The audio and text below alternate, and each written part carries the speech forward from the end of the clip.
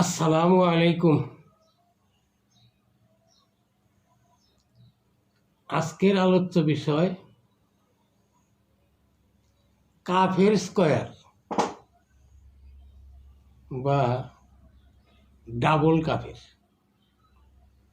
আমি আবার বলছি, আজকের আলোচ্য বিষয় কাফের স্কয়ার বা ডাবল কাফের। যাই হোক, এর উপর ভিত্তি করে আমি বলতে চাই, নাহমাদুহু ওয়া নুসাল্লি আলা রাসূলিল কারীম, আম্মা বা'দু ফাআউযু বিল্লাহি মিনাশ শাইতানির রাজীম, বিসমিল্লাহির রহমানির রহিম। ওয়া মা আরসালনাকা ইল্লা রাহমাতাল লিল আলামিন, আম্মা বা'দ। বাংলাদেশের প্রত্যন্ত অঞ্চলে যারা ইউটিউব অথবা ফেসবুকে ইসলামিক চ্যানেলগুলো দেখতে ভালোবাসেন, ইসলামিক চ্যানেলগুলো দেখতে যাদের ভালো লাগে, তাদের সবাইকে আমি আন্তরিক মোবারকবাদ জানিয়ে আমি বলতে চাচ্ছি, আজকে আমাদের দেশে আমরা আলেমরা মিলাদ নিয়ে কত বাহাস করি। সাধারণ জনগণের উদ্দেশ্যে আমি এটা বলি, ভাই দেখেন, আমরা আলেমরা মিলাদ নিয়ে বাহাস করি, এটা ঠিক। যার যার মতবাদটা, যার যার মতামতটা আমরা তুলে ধরি। তাই বলে আপনারা এটা মনে করবেন না যে আমাদের মধ্যে মিলাদের পক্ষে বিপক্ষে শত্রুতা হয়ে গেছে। এই আকীদাটা ভাই নেবেন না, অনুরোধ। এই মিলাদ নিয়ে বহু বাহাস করেছি, আমি নিজে বহু বাহাস করেছি, এখনো করি বা ভবিষ্যতেও করব। এটা এক একজন এক একভাবে বুঝতে পেরেছে বা আমিও একভাবে বুঝতে পেরেছি।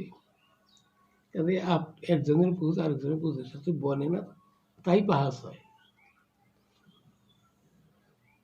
ময়দানে সভামঞ্চে এক পক্ষ একদিকে কথা বলি, আর পক্ষ আরেকদিকে কথা বলি, কিন্তু খানা দানার সময় কিন্তু আমরা ঠিকই একসাথেই খানা খাই। আমাদের কিন্তু বন্ধুত্বের কমতি নেই। আমি আপনাদেরকে বুঝাইতে পারবো কি না জানি না, আমি যে কথাটা বলতে চাই এইভাবে দেখেন বুঝে ধরে কিনা। ভাই, মিলাদ এক জিনিস, দরুদ আরেক জিনিস। মিলাদ পড়ার পদ্ধতি এটা কিন্তু আরেকটা জিনিস। এখানে কিন্তু তিনটা বিষয় হয়ে দাঁড়ায়। এই তিনটা বিষয় তো ভাই আপনাকে বুঝতে হবে। একটা হলো মিলাদ। মিলাদ শব্দগত অর্থ আপনাকে বুঝতে হবে। মিলাদ মানে জন্ম, বলতে পারেন জন্ম বৃত্তান্ত আলোচনা করা। মিলাদ মানে জন্ম বা জন্ম বৃত্তান্ত আলোচনা করা। তো এখানে আমরা আলোচনা করি আলেমরা একভাবে, কিন্তু দেশের ভিতরে এমনও কতিপয় লোকের সন্ধান, আভাস বা এমনও কতিপয় লোকের আকিদে এমন পাওয়া যায় যে মিলাদ অস্বীকার করছে, মানে কি জন্মটাকেই অস্বীকার করছে। আরে ভাই, নবী পাক সাল্লাল্লাহু আলাইহি সাল্লামের জন্ম যদি নাই হতো তাহলে তার নবুয়তি আসতো না, তাহলে তো কোরআন হাদিস কিছুই পাইতেন না, কোরআন হাদিস কিছুই পেতেন না। নবী পাক সাল্লাল্লাহু আলাইহি সাল্লামের জন্ম পৃথিবীতে হয়েছিল, এটা সত্য।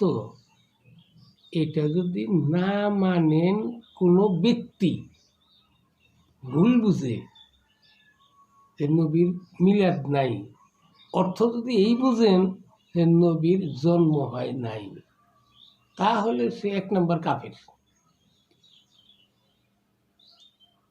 আবার যদি কেউ মনে করেন যে নবীর জন্ম হয়েছে কিন্তু দরুদটা মানি না, ভাই 3 শ্রেণীর লোকের জন্য জাহান্নাম ওয়াজিব হয়ে যায়। তোর মধ্যে এক শ্রেণীর লোক যারা দরুদ পড়ে না, নবীর নাম শুনলো দরুদ পড়লো না, জাহান্নাম তাদের জন্য ওয়াজিব হয়ে যায়। কাফেররা নবী পাক সাল্লাল্লাহু আলাইহি সাল্লামকে জন্ম হতে দেখেছে, শৈশবকাল দেখেছে, যৌবনকাল দেখেছে, বার্ধক্যকাল দেখেছে, তারা স্বচক্ষে দেখছে, কিন্তু তারা নবীর দরুদ পড়তো না, এই জন্য তারা কাফের। এখন যদি এমন কোন লোক বলেন যে দরুদ মানি না, একদিকে মিলাদ মানেন না, আরেকদিকে দরুদ মানেন না, দরুদ না মানলে তো আরেকটা কাফের। তাহলে দুইটা কাফের যোগ হইলে কি হয়? কাফের স্কয়ার হয় না? তাহলে সে হয় ডাবল কাফের। তারপরে মিলাদের পদ্ধতি নিয়ে ভাই আমার নিজেরও আপত্তি আছে। আমি দেখেছি মিলাদের পদ্ধতির ভিতরে, আমি দেখেছি, স্বচক্ষে দেখেছি, মিলাদ পরে বিড়ি খায়, মিলাদ পরে সিগারেট খায়, অজু ছাড়াই মিলাদ পরে। ভণ্ড পীর ফকিরদের ভিতরে যে মিলাদ, বাবা রে বাবা, কত ধরনের গান গজল হিঁয় হিঁয়, এখানে নৌকা বাইজ দেয়। ভাই এগুলি আমি নিজেও ঘৃণা করি, এগুলি আলেমদের সাথে আমি একমতি আছি, এগুলি আমিও ঘৃণা করি। তা যাই হোক, আমার মৌলিক বিষয় থাকবো মিলাদ আছে, মানে নবী পাক সাল্লাল্লাহু আলাইহি সাল্লামের জন্ম হয়েছে, এটা যদি কেউ অস্বীকার করেন তাহলে সে কাফের হয়ে যাবে। আবার নবী আছে কিন্তু নবীর দরুদ মানলেন না, তাইলেও সে কাফের হয়ে যাবে। এই জন্য আমার বিষয়বস্তু আজকে দিয়েছি যে কাফের স্কয়ার বা ডাবল কাফের। তবে যাই হোক, আমি কোরআন শরীফের কয়েকটি আয়াত আপনাদেরকে পড়ে শোনাতে চাই। দেখেন, আপনার কাছে কোরআন শরীফ তো ইমানদার হলে ভালো লাগবেই, আর যাদের ভিতরে ইমানের ঘাটতি আছে তাদের হয়তো ভালো লাগবে না। আমি প্রথমেই বলেছি একটি আয়াত, ওয়ামা আরসালনাকা, আল্লাহ তাআলা বলেন আমি আপনাকে পাঠাই নাই, প্রেরণ করি নাই, ইল্লা, কিন্তু পাঠিয়েছি কি হিসাবে? রাহমাতান, দয়ার হেতু, রহমতের ভান্ডার, দয়ার ভান্ডার হিসাবে আমি আপনাকে পাঠিয়েছি। সেটা কি খালি বাংলাদেশের জন্য, খালি পাকিস্তানের জন্য, খালি ইন্দোনেশিয়ার জন্য, খালি ভারতের জন্য? না না, লিল আলামিন, জগৎ বলতে যত জগৎ আছে সমস্ত জগতের জন্যই হে নবী আমি আপনাকে দয়ার ভান্ডার হিসেবে পাঠিয়ে দিয়েছি। আমি শানে নজরুল হিসেবে এই কথাটা এইভাবে বলতে পারি, নবী এক সময় একটি গাছের ছায়া তলে ঘুমাইছে, তলোয়ারটা গাছের ডালের সাথে বাজায় রাখছে। এক ইহুদি সুযোগ পাইয়া নবীর তলোয়ারটা গাছের ডাল থেকে নিজ হাতে নিয়ে নবী পাক সাল্লাল্লাহু আলাইহি সাল্লামকে ডাক দিয়ে বলতেছিল, মুহাম্মদ এবার তোমাকে রক্ষা করবে কি? নবী পাক সাল্লাল্লাহু আলাইহি সাল্লাম বলেছিলেন, উত্তরে বলেছিলেন, আমাকে রক্ষা করবে আল্লাহ। আবার বললেন, হে মুহাম্মদ, তোমার হাতে তলোয়ার নেই, আমার হাতে তলোয়ার, তোমাকে রক্ষা করবে কি? নবী বললেন, আল্লাহ। তুমি নিরস্ত্র ব্যক্তি হইয়া কিভাবে বললা? যতই বলো আমাকে রক্ষা করবে আল্লাহ, একই কথা 3 বার বলার পরে দেখা গেল ওই ইহুদি তলোয়ার মারবে তো দূরের কথা, তার হাত লুলা হয়ে গেল, হাত চালাইতে পারে না, থরথর করে কাঁপতেছে। ফলে নবী পাক সাল্লাল্লাহু আলাইহি সাল্লামের কাছে অনুরোধ জানালো, সারেন্ডার হলো, ক্ষমা চাইল। আল্লাহ রসুল ক্ষমা করে দিলেন। নবীকে মারতে গেল, প্রতিশোধ না নিয়ে, কেসাস না নিয়ে, তাকে ক্ষমা করে দিলেন। এই জন্য এই আয়াতটি নাযিল হয়ে থাকতে পারে, ওয়ামা আরসালনাকা ইল্লা রাহমাতাল লিল আলামিন। এটা দেখবেন আপনারা সূরা হজ 107 নম্বর আয়াত। তো এখানে প্রমাণ হইল ইরসাল, এটা পরে বলবো। আরেকটা আয়াত বলি, কুল বিফাদলিল্লাহি ওয়া বিরাহমাতিহি ফাবিযালিকা ফালিয়াফরাহু হুয়া খায়রুম মিম্মা ইয়াজমাউন। আল্লাহ বলেন, হে নবী আপনি বলে দিন, বিফাদলিল্লাহ, আল্লাহর ফজলের কথা। আল্লাহর ফজল দ্বারা এখানে কোরআন শরীফকে মুরাদ নেওয়া হয়েছে। ওয়া বিরাহমাতিহি, আর আল্লাহর রহমতের কথা। আল্লাহর রহমত কি, এটা তো আগের আয়াতে বলেই দিলেন আল্লাহ। রহমত বলতে এখানে নবী পাক সাল্লাল্লাহু আলাইহি সাল্লামকেই বোঝানো হয়েছে। তো যাই হোক, একদিকে কোরআন, আরেকদিকে নবী মুহাম্মদ রাসূলুল্লাহ সাল্লাল্লাহু আলাইহি সাল্লাম, এই দুইটা জিনিসের জন্য আল্লাহ তাআলা বলে দেন ফালিয়াফরাহু, লামে আমর, জমা মুযাক্কার গায়েব, সকলেরই খুশি হওয়া উচিত। আল আমরু লিল উজুব, এখানে আমর মানে, লামে আমর মানে ওয়াজিব। হুয়া খায়রুম মিম্মা ইয়াজমাউন, তারা যা সঞ্চয় করতেছে তার চাইতে উত্তম হলো খুশি হওয়া। এখানে নবী পাক সাল্লাল্লাহু আলাইহি সাল্লাম পৃথিবীতে আসছেন, আগমন করছেন, নবীর জন্ম হয়েছে। এই নবীর জন্ম উপলক্ষে খুশি হওয়া ওয়াজিব, এই আয়াতে প্রমাণ করল। আপনারা দেখে নিয়েন সূরা ইউনূস 58 নম্বর আয়াত।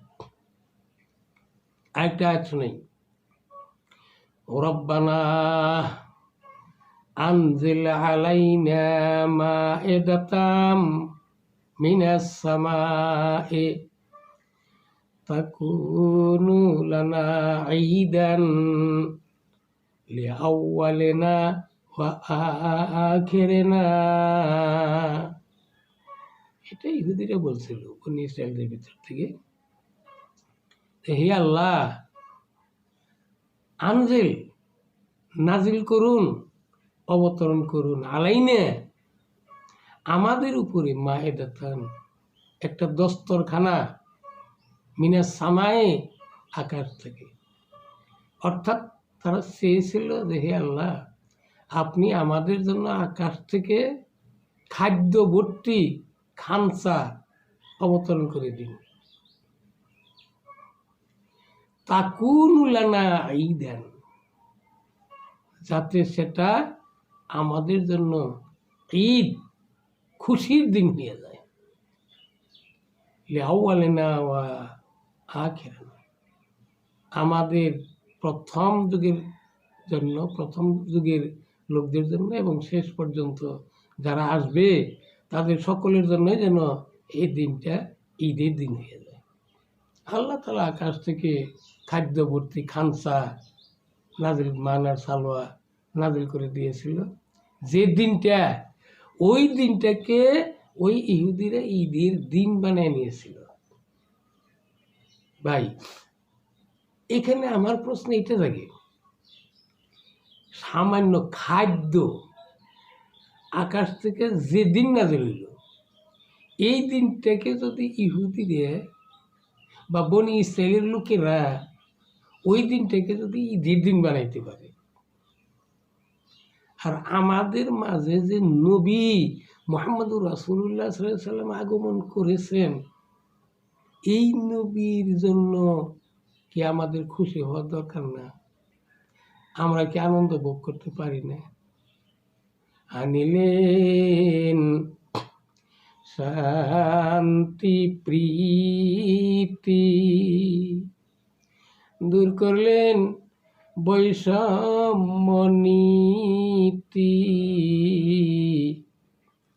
মানুষে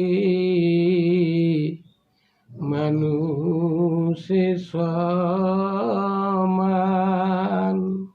আরে যে নবী আমাদের শান্তির জন্য, আমাদের শান্তি লগ্নে আমাদের মাঝে আসলেন, আমাদের সুখের জন্য, আমাদের শান্তির জন্য, আর সেই নবীর জন্য আমরা কি খুশি হতে পারি না? তাহলে এই নবী যেদিন জন্ম নিল, ওই দিনটাকে কি আমরা আনন্দের দিন হিসাবে উপভোগ করতে পারি না?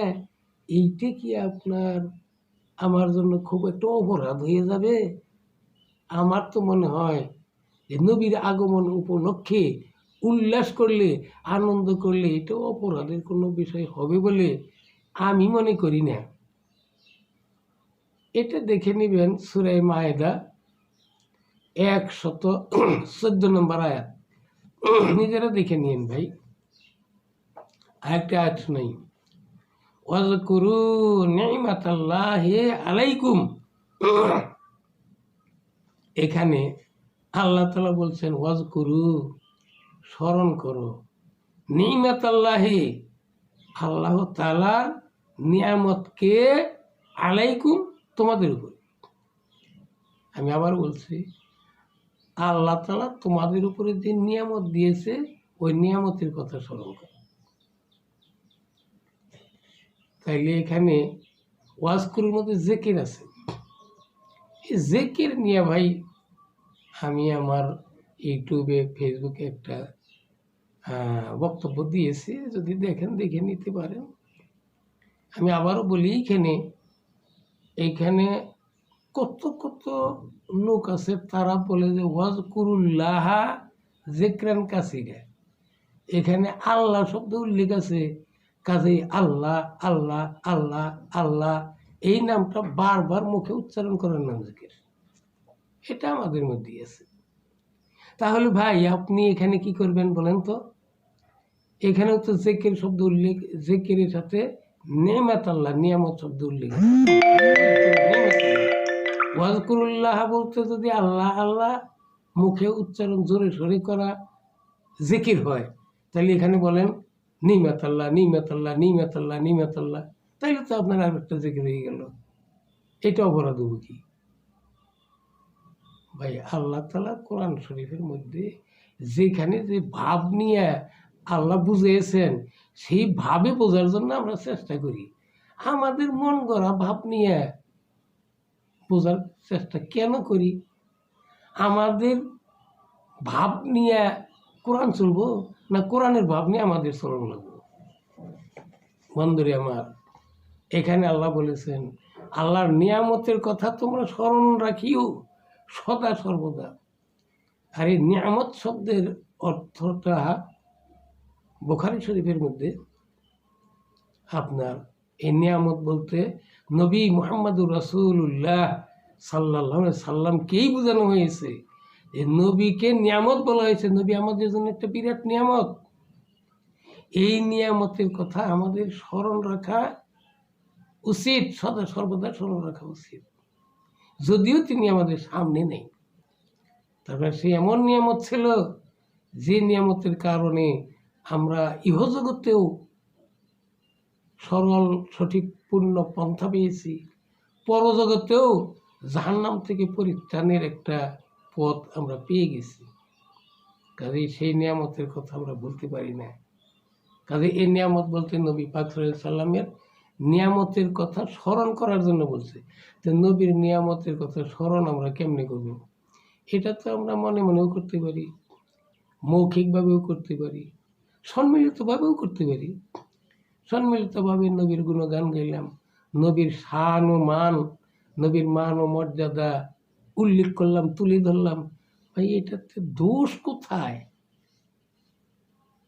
এটা আপনি দেখে নেবেন ভাই, সূরা মায়েদা 7 নম্বর আয়াত। নিজেরা পড়ে তারপরে ফতোয়া দিবেন। এখন এই আমগর মতো মৌলানাগরের মতবিরোধ এগুলো শুনে ফতোয়া আপনাদের মানাটা আমার মনে হয় ঠিক হবো না। নিজেরা বইরে বইরে ফতোয়া দিন। তার কারণে আমরা একটা পক্ষ নিয়ে আলোচনা করি, আরেকজন আর একটা পক্ষ নিয়ে আলোচনা করে ওই পক্ষকে জিতাবো এই ধান্দায় থাকে।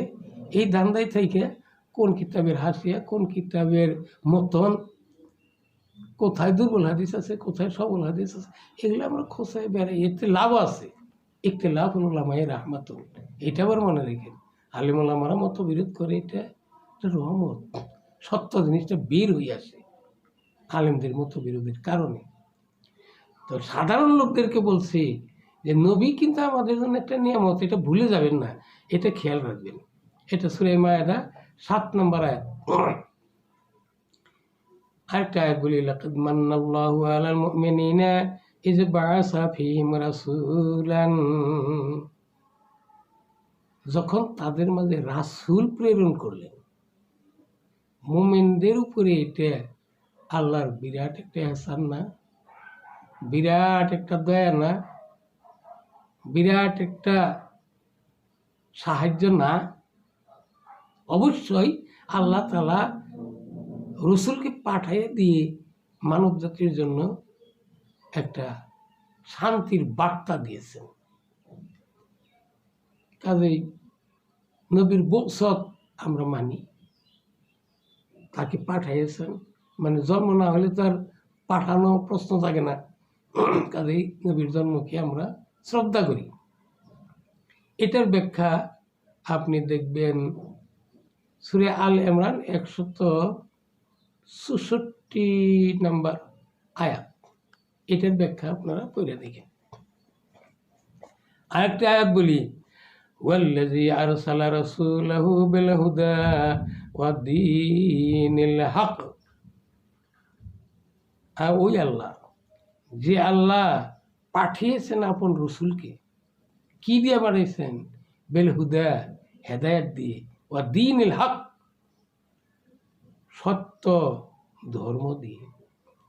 তাহলে বোঝেন ভাই, সত্য ধর্ম দিয়ে, হেদায়েত দিয়ে, অর্থাৎ নবী পাক সাল্লাল্লাহু আলাইহি সাল্লামকে পথ প্রদর্শক বানিয়ে আমাদের মাঝে যে আল্লাহ পাঠিয়ে দিয়েছে, এটাকে কি আমরা অস্বীকার করতে পারি? এটা অস্বীকার করলে ইমান থাকবে?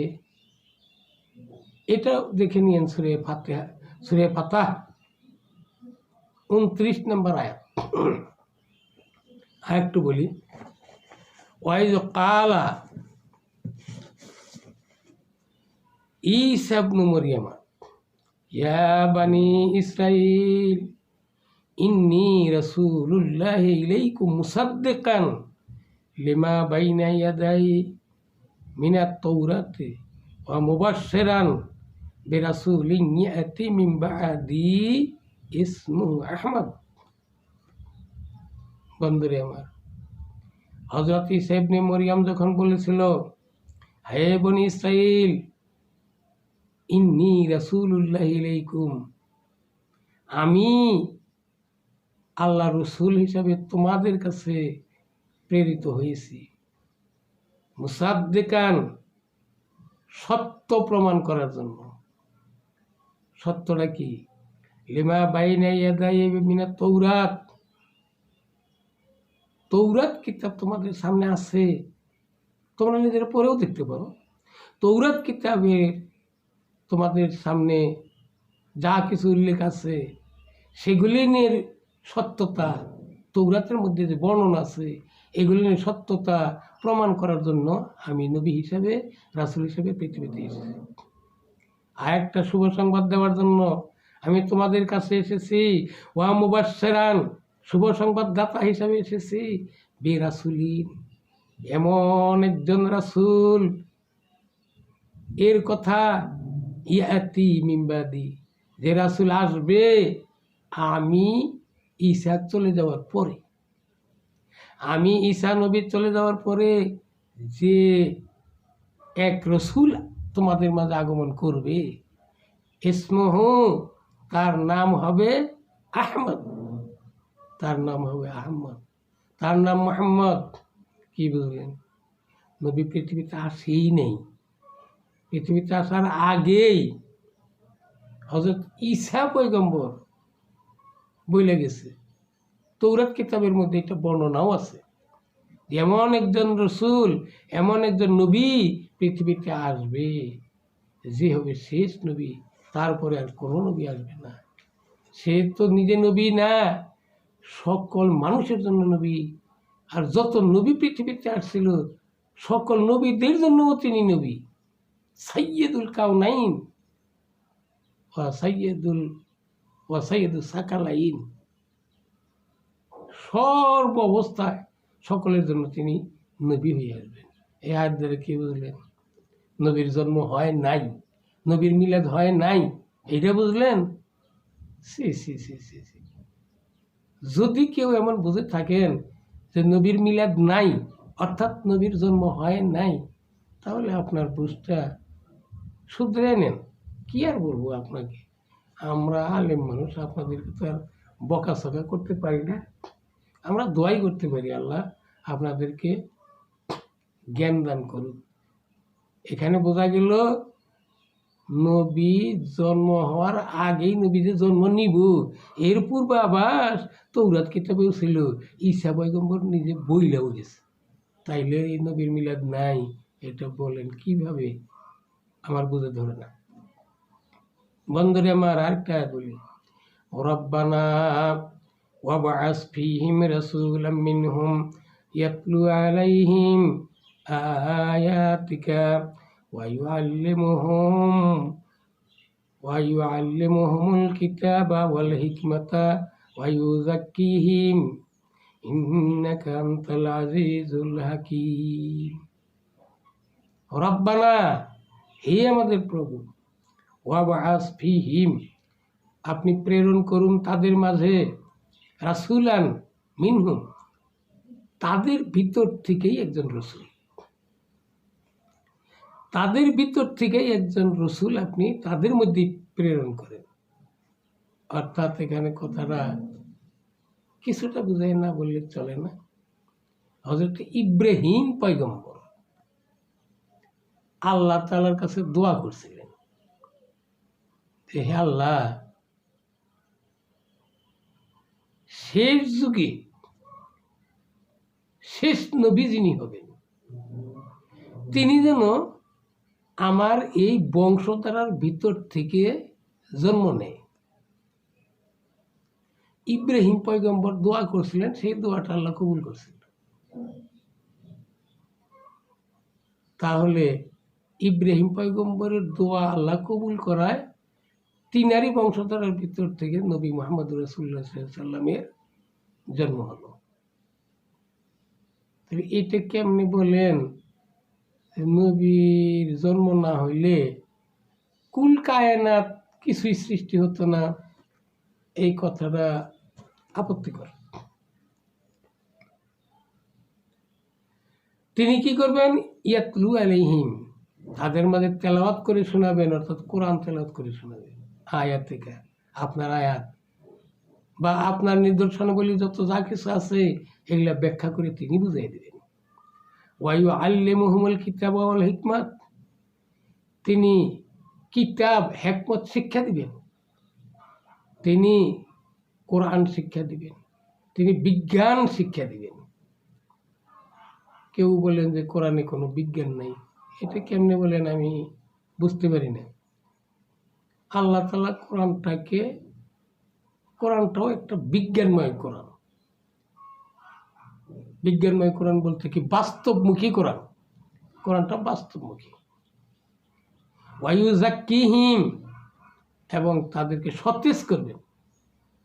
অন্তরে তাদের ময়লা পড়লেও পাপাচার থাকলেও সেগুলো শুধরেই দিবেন। এমন একজন নবী রাসূল আপনি আমার বংশধরের ভিতর থেকে পাঠায় দিন, এটা আল্লাহর কাছে দোয়া করছিলেন। কেননা ইন্নাকা আনতাল আজিজুল হাকীম, নিশ্চয়ই আপনি মহাপরাক্রমশালী এবং বিজ্ঞানময়, মহাবিজ্ঞ। এই আয়াত থেকে বিষয়ভিত্তিক কি বুঝলেন? বিষয়ভিত্তিক বুঝলাম এই জিনিসটা যে নবী পৃথিবীতে এসে সারে নাই, কিন্তু শেষ নবী আসুক এই প্রার্থনা আগে থেকেই করা হয়েছিল এবং আল্লাহ তা মঞ্জুরও করেছিল। আর কি, যে নবী পৃথিবীতে আইসে সাইরাই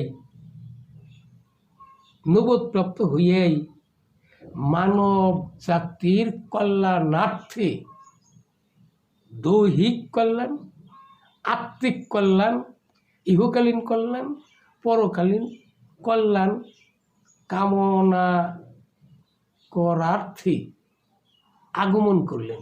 এই নবীর জন্মকে অস্বীকার করা, এটা কি ভাই চারটিখানি কথা মনে করছেন?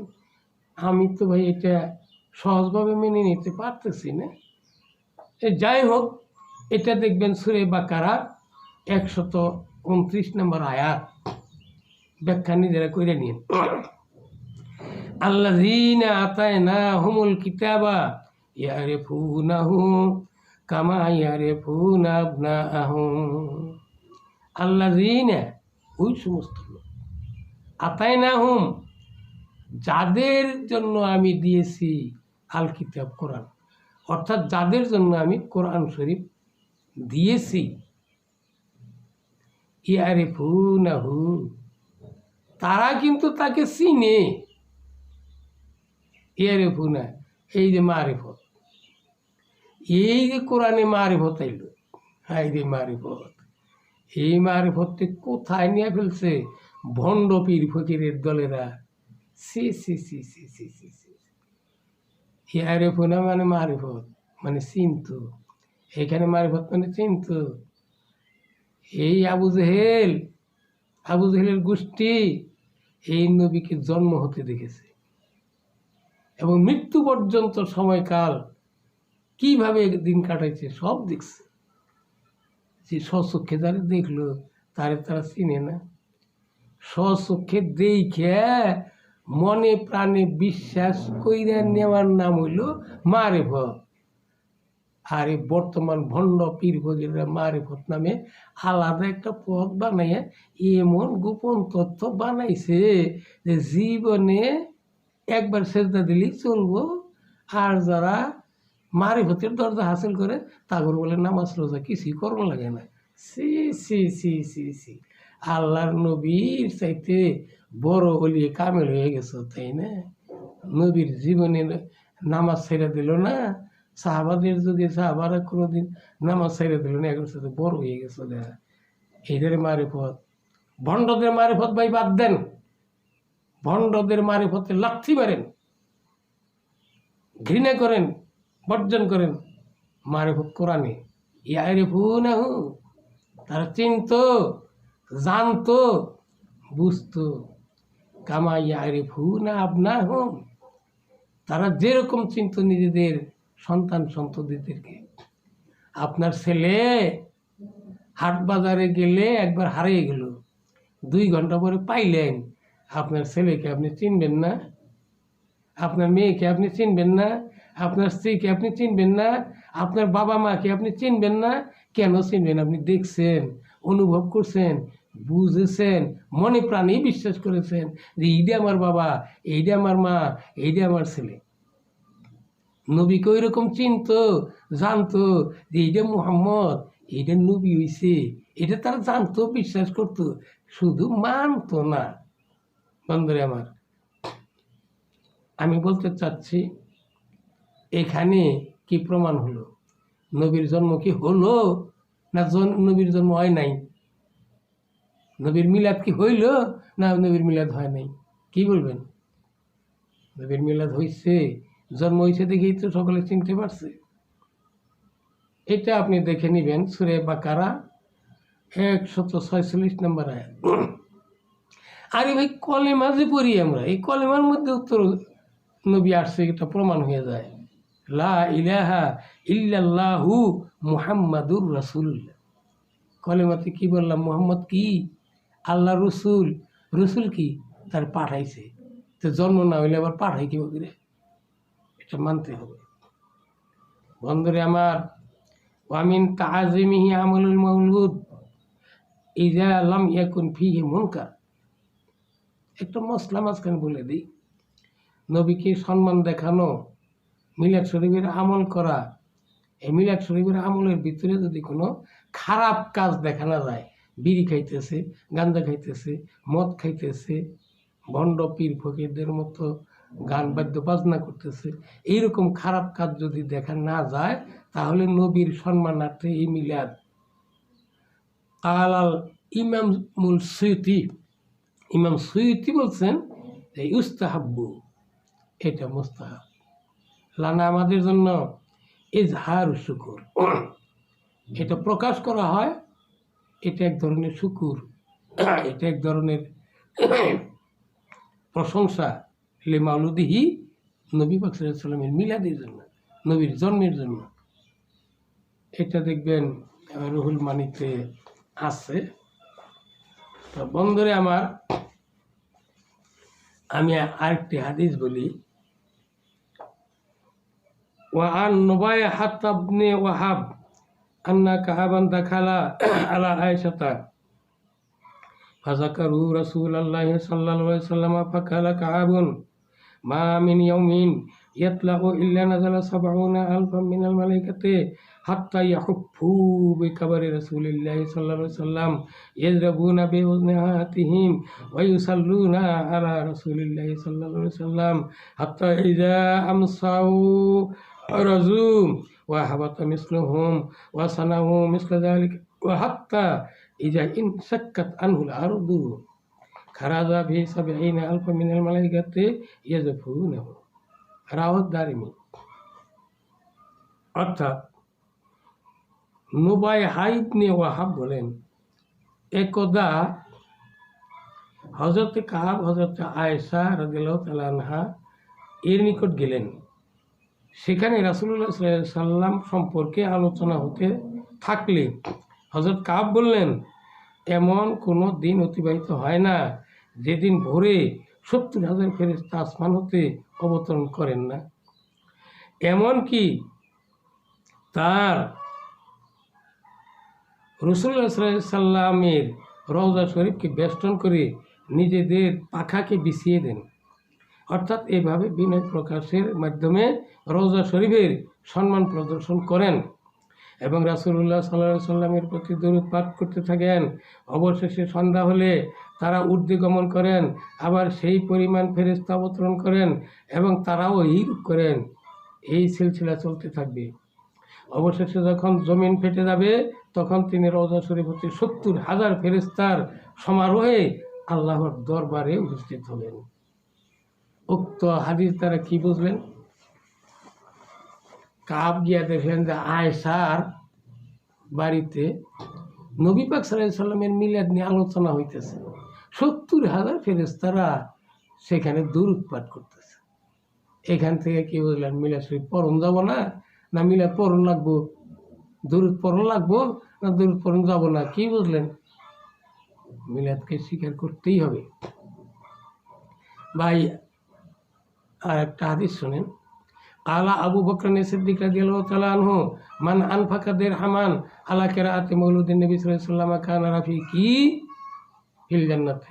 হযরত আবু বকর সিদ্দিক রাদিয়াল্লাহু তাআলা আনহু বলেছেন, যে কোনো ব্যক্তি 1 টাকা পরিমাণও খরচা করবে নবী পাক সাল্লাল্লাহু আলাইহি সাল্লামের মিলাদের পাঠের মধ্যে। নবীর মিলাদ পাঠে যারা একটা টাকাও ব্যয় করবে, কানা হইয়া যাবে ওই ব্যক্তি রাফিকি, আমার বন্ধু হয়ে যাবে ফিল জান্নাতে বেহেশতে। কালা ওমর রাদিয়াল্লাহু তাআলা আনহু মান আযযামা মাউলিদান নবী সাল্লাল্লাহু আলাইহি ওয়াসাল্লাম ফাকাদ আহিয়াল ইসলাম। ওমর ফারুক রাদিয়াল্লাহু তাআলা আনহু বলেন, যে কোনো ব্যক্তি সম্মান দেখাবে নবী পাক সাল্লাল্লাহু আলাইহি ওয়াসাল্লামের মিলাদকে, ফাকাদ আহিয়াল ইসলাম, সে অবশ্যই ইসলামকে জিন্দা করলো।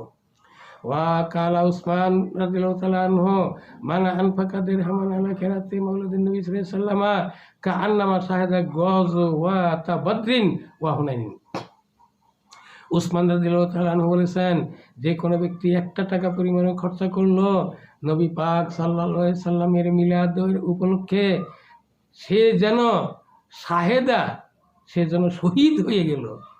গজওয়াতা বদর ওয়া হুনাইন, বদরের যুদ্ধের গজওয়ায়, হুনাইনের গজওয়ায়, অর্থাৎ বদর যুদ্ধে যারা শহীদ হয়, হুনাইনের যুদ্ধে যারা শহীদ হয়েছে, গাজী হয়েছে, শহীদ হয়েছে, তাদের মতোই সোয়াবেরা পেয়ে গেল।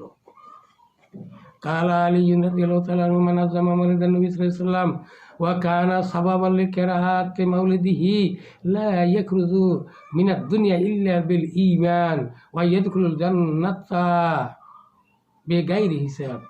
হযরত আলী কাররামাল্লাহু ওয়াজহু বলেন, যে ব্যক্তি আযযামা মাউলিদান নবী, নবীর মিলাদকে সম্মান দেখালো, ওয়া কানা সাবাবান, এটা তার জন্য একটা কারণ হয়ে দাঁড়াবে, লিকিরাহাতি মাউলিদিহি, নবীর মিলাদ পাঠ করাতে, কি লা ইয়াখরুজু মিনাদ দুনিয়া, সে দুনিয়ার থেকে বের হয়ে যাবে না, ইল্লা বিল ঈমান, একমাত্র ঈমানের সাথে। মানে যে ব্যক্তি নবীর মিলাদ মানলো, পাঠ করলো, সে ঈমান নিয়ে দুনিয়ার থেকে চলে যাবে। শুধু তাই নয়, ওয়াদখুলুল জান্নাতা বিগাইরি হিসাব, বিনা হিসাবে সে বেহেশতে যাবে। এটাও একটা কথা হযরত আলীর থেকে আছে। এটা দেখে নেবেন নিয়ামাতুল কুবরা 7 পৃষ্ঠায়ও আছে, 8 পৃষ্ঠায়ও আছে।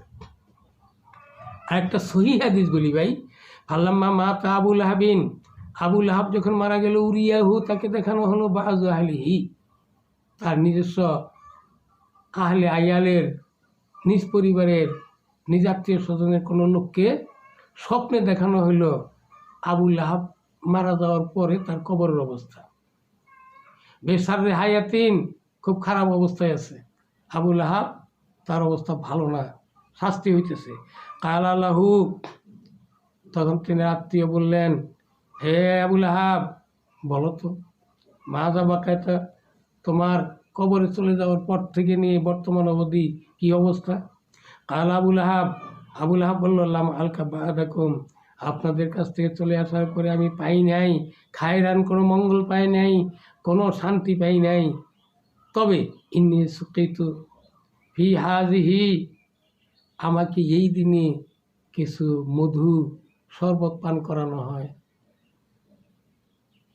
তার কারণ ফা এতাকাতি সোয়াবিয়া, নবী পাক সাল্লাল্লাহু আলাইহি সাল্লামের যেদিন জন্ম হলো, নবীর জন্মের কথায়, নবীর মিলাদের কথায় আমি খুশি হইয়া আমার বান্দি সোয়াইবাকে আজাদ করে দিয়েছিলাম।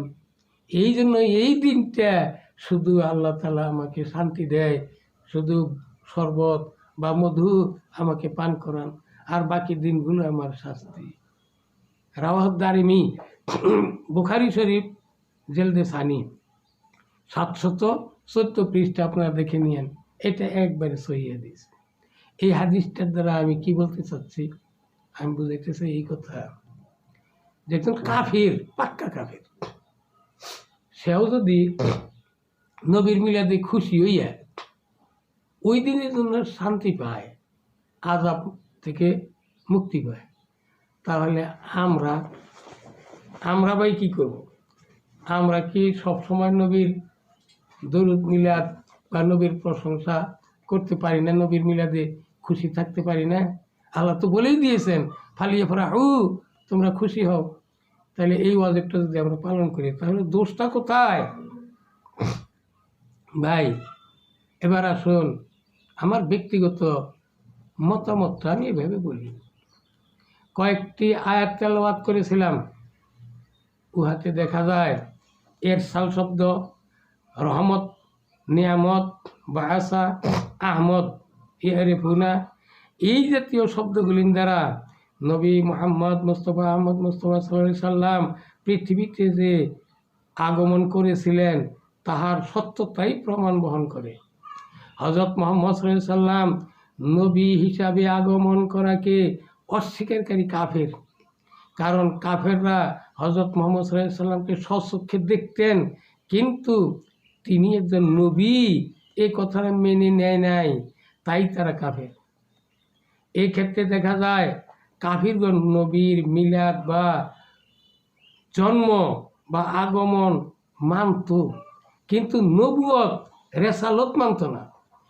বর্তমানে যারা বলে যে মিলাদ মানি না, তাহলে নবুয়ত রেসালতের প্রশ্নই জাগে না। যদি মিলাদই অমান্য করা হয় তবে নবুয়ত রেসালত অটোমেটিক অস্বীকার করা হয়ে গেল। তাহলে এবার শরীয়তের বিচারে কাফের স্কয়ার হলো, কারণ একদিকে মিলাদ অস্বীকার, অপরদিকে নবুয়ত রেসালত অস্বীকার, সুতরাং কাফের স্কয়ার বা ডাবল কাফের। আমি ভাই কথাটা আবার বলছি, মিলাদ অর্থ জন্ম। এখানে জন্ম বলতে নবী পাক সাল্লাল্লাহু আলাইহি সাল্লাম এর জন্ম বৃত্তান্ত আলোচনা করা। এই ক্ষেত্রে যদি কেউ বলে মিলাদ মানি না, অর্থ নবীর জন্মটাই মানি না, এমন কথা যদি কেউ বলে তাহলে সে হইলে 1 নম্বর কাফের। দ্বিতীয়ত, প্রথমেই বলেছিলাম একটা আলোচনা হলো মিলাদ নিয়ে, জন্ম নিয়ে, একটা আলোচনা হলো নবীর প্রতি দরুদ নিয়ে, একটা আলোচনা হলো দরুদের সিস্টেম নিয়ে। তো দ্বিতীয়ত যে দরুদ পড়া, বলুন তো, নবী নিজে বলে গিয়েছেন 3 শ্রেণীর লোক তাদের জন্য জাহান্নাম ওয়াজিব হবে। তার মধ্যে 1 শ্রেণীর লোক যারা নবীর নাম শুনলো, দরুদ পড়ল না। তাহলে কাফিরদের মধ্যে তো ঠিক তাই দেখা গেছে। আবু জাহেলের যুগে দেখেন, নবী মুহাম্মদ জন্ম নিয়েছে এটাও মানছে, নবী যে নবুয়ত পাইছে এটা তারা সত্য হিসাবে জানতো, কিন্তু তারা এই মুহাম্মদ সাল্লাল্লাহু আলাইহি সাল্লামের প্রতি দরুদটা পড়তো না।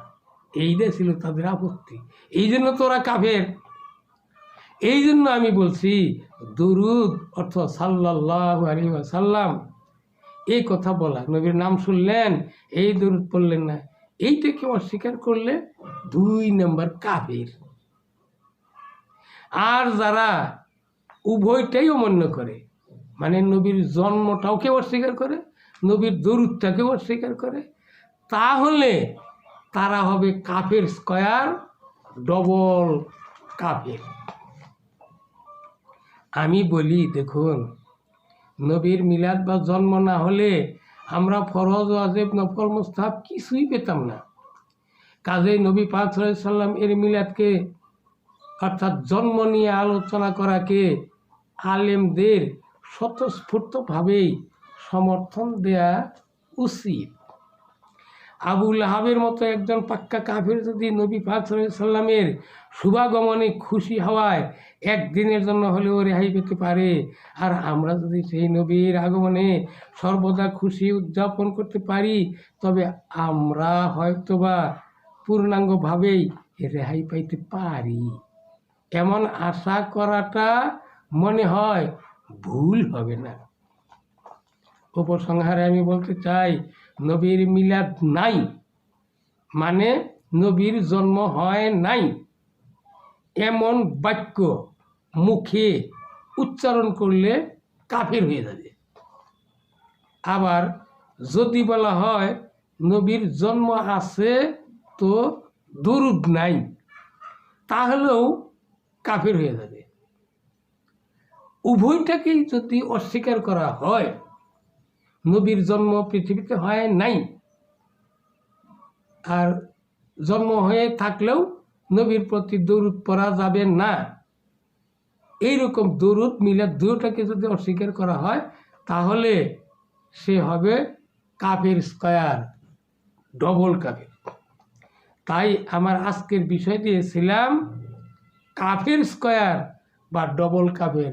ভাই অনুরোধ, বুঝতে ভুল করবেন না। আমার মশলাকে শরীয়ত বিরোধী কোনো মশলার সাথে তুলনা করিয়া কাউকে অপব্যাখ্যা দেওয়ার জন্য চেষ্টা করবেন না, এটা আমার অনুরোধ রয়ে গেল। ওয়ামা আলাইনা ইল্লাল বালাগ। আসসালামু আলাইকুম ওয়া রাহমাতুল্লাহি ওয়া বারাকাতুহু ওয়া মাগফিরাতুহু ওয়া রিদওয়ানুহু।